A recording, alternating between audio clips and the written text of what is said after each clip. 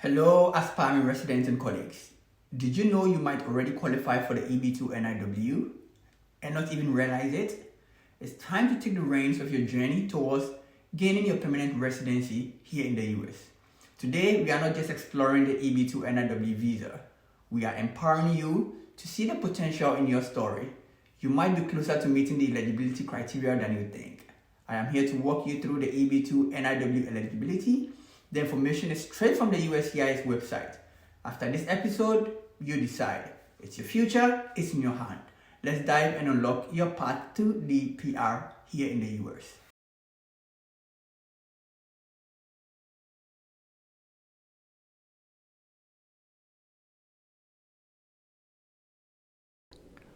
All right, before we start, I would just like to mention this information section is more for you to kind of be motivated to take action. So I am just briefly highlighting all of the eligibility criteria, and I know most of you watching this video right now, you do qualify for all of these.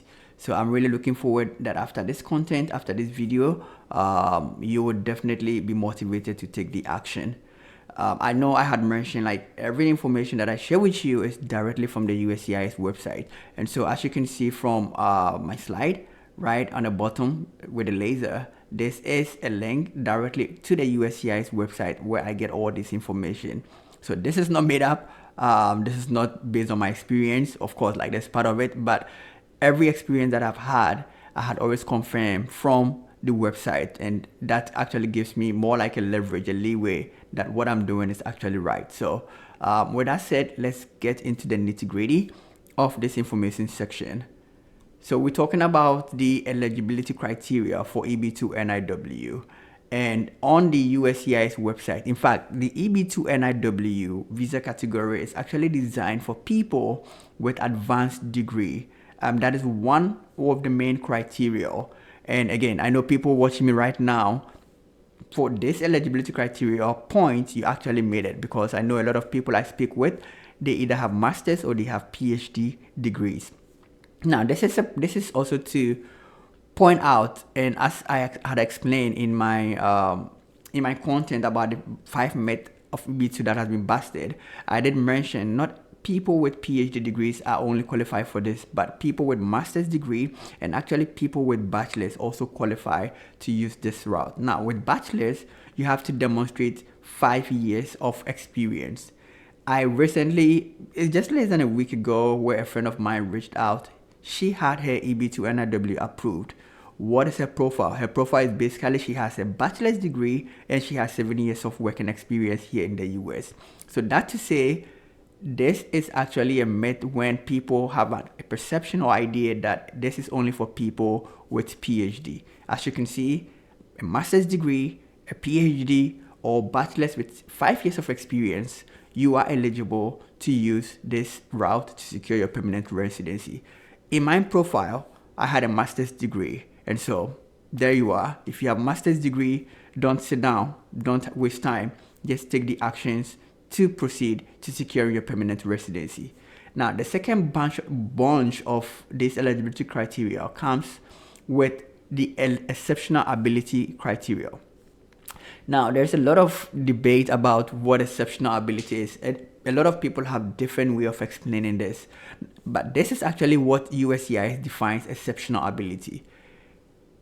Basically, whatever field you are in, as long as you are able to demonstrate a certain degree of expertise above the ordinary person you encounter in your field, you are demonstrating exceptional ability.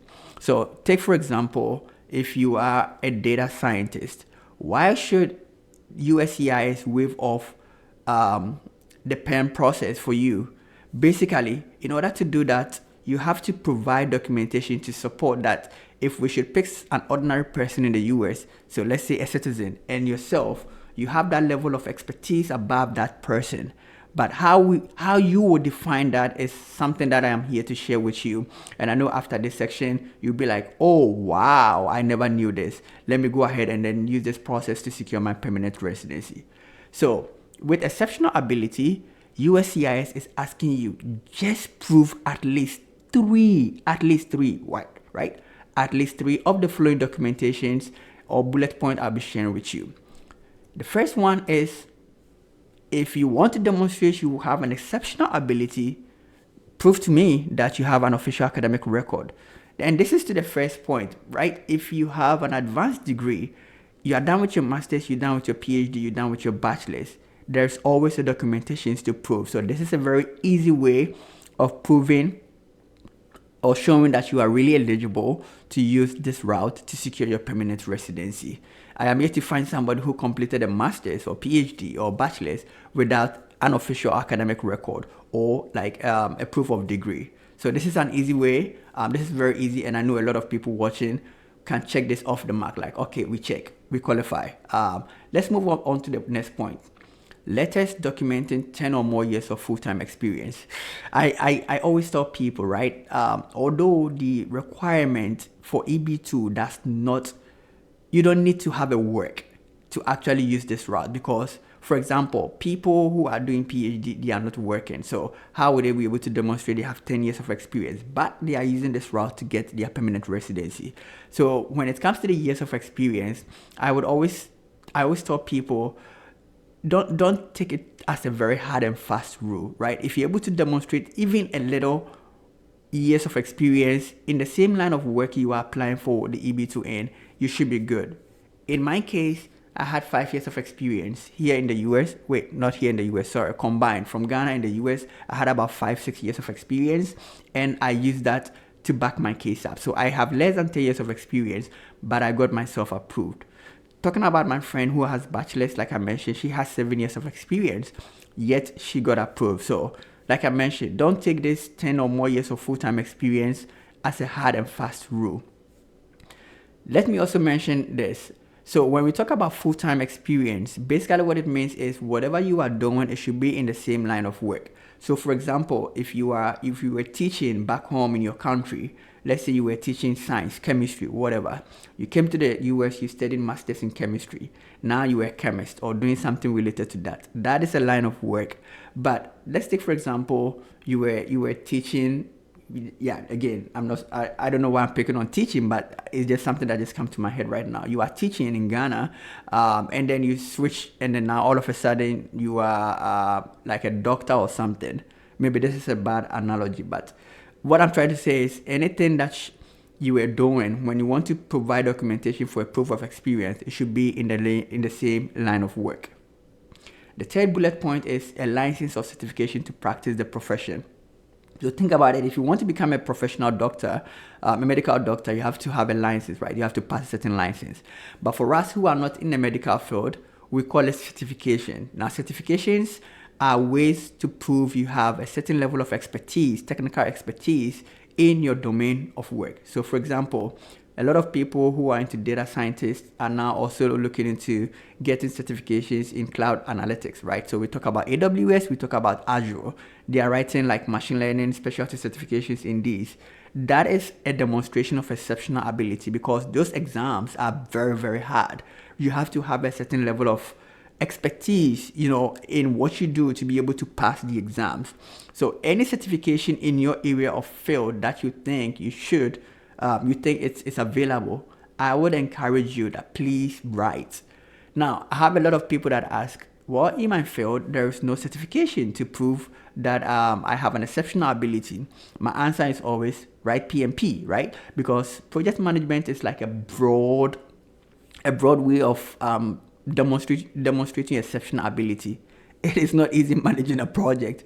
It is not easy managing people in a project. And so to be able to write PMP, which is project management professional certification, and pass, that is a demonstration that you have an exceptional ability. So if you don't have any certification in your field, here you go, just write PMP exams. The fourth bullet point is documentation of salary or other remuneration.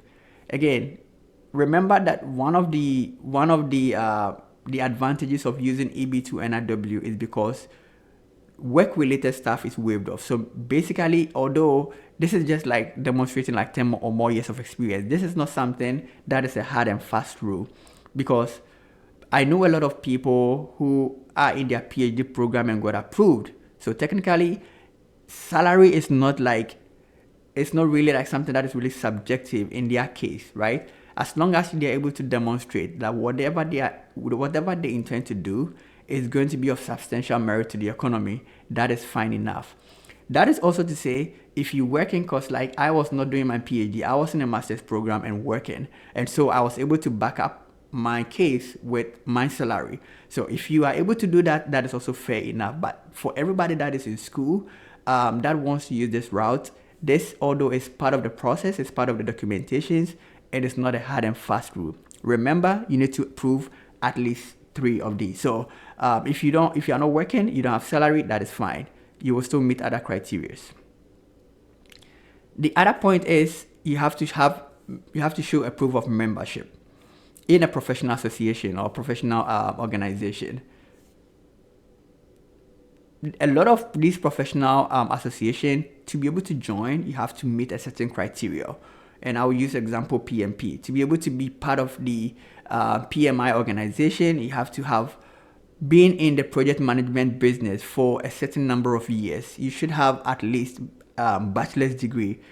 Those are a demonstration of exceptional ability. The requirement to be part of these association demonstrate exceptional ability in itself, right? And so I always encourage people, if you're not part of any membership, please join. Just Google your field or your whatever you're doing and see if there is an association. There's always, chances are that there's always going to be a membership association. Please join. And when you join, don't just join. If there's an opportunity for you to take on leadership role, please do it. It's going to benefit you in the long run. The last but least bullet point is recognition of an achievement, right? Of course, we have a lot of people in their PhD programs. They go for conferences. They win like awards for best presentation of whatever they are doing. Others are coming up with great stuff, in their research work.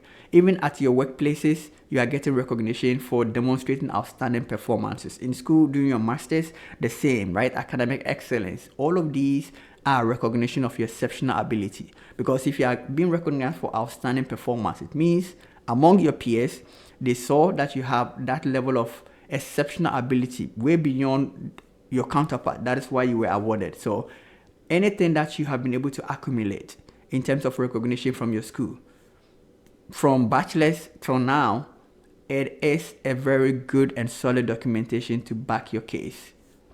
And the last bullet point, which I always find it very interesting and very smart of the USCIS people, is like, okay, of all of these top points, if you have anything, right, any other thing to prove that you have exceptional ability, all right, come on, add it to it. And what comes to mind for people who are doing their masters or doing their PhD, because I know some of the journals, right, they actually reach out to people to do peer review. Peer review is a very good thing, and it's actually a demonstration of exceptional ability, because a journal reached out to you to it's more like marking somebody's work, right? Just making sure everything makes sense in terms of the domain of research the person is trying to publish. That is another way to demonstrate you have an exceptional ability, so you can back it up. Think about any other thing that you feel like this is something that will be a plus to my case. Please do not hesitate to add it. For example, you were part of a non-profit organization. You went to do an event to, basically, it's more like something that is impactful to the society. To be able to demonstrate, to be able to make time for that, it's a level of ability you must have to be able to demonstrate that. So just add anything that you feel you have done in your life that you feel would definitely benefit you. If you have any doubts, any questions about some of these documentations, please feel free, just send me an email or just schedule a time with me, and I'll share my email contact in the comment section. Just feel free to reach out and we can discuss more about this. But hey, here are only the points that USCIS is asking you to submit in order to demonstrate your eligibility. Now, I'll just pause here and let you think over this whilst you look through the screen. Tell me whether you do not qualify for EB-2 NIW. So there you have it, colleagues. Regardless of what you do or intend to do, or even the field of your study, the EB-2 NIW might be your path to making big dreams come true in the US. Do not underestimate your achievement. You might just qualify for this exciting opportunity. Yes, embarking on the EB-2 journey is a bold step towards your American dream, but it is a very simple process than you think. Remember, thorough preparation and understanding of the requirements for eligibility are your key allies. If you're still not confident this is your path, check out my video on 5 EB-2 myth busted. See the link below. If you found this video very helpful, please give it a thumbs up, share it with your friends, and do not forget to subscribe for more insights on navigating this complex but yet a simple US immigration process. See you in the next video where I will be sharing insights on building a strong EB-2 case for yourself to ensure easy approval without no RFE. I'm excited about this next video. Until next time, stop talking and take actions towards making your dreams a reality. Cheers, everyone.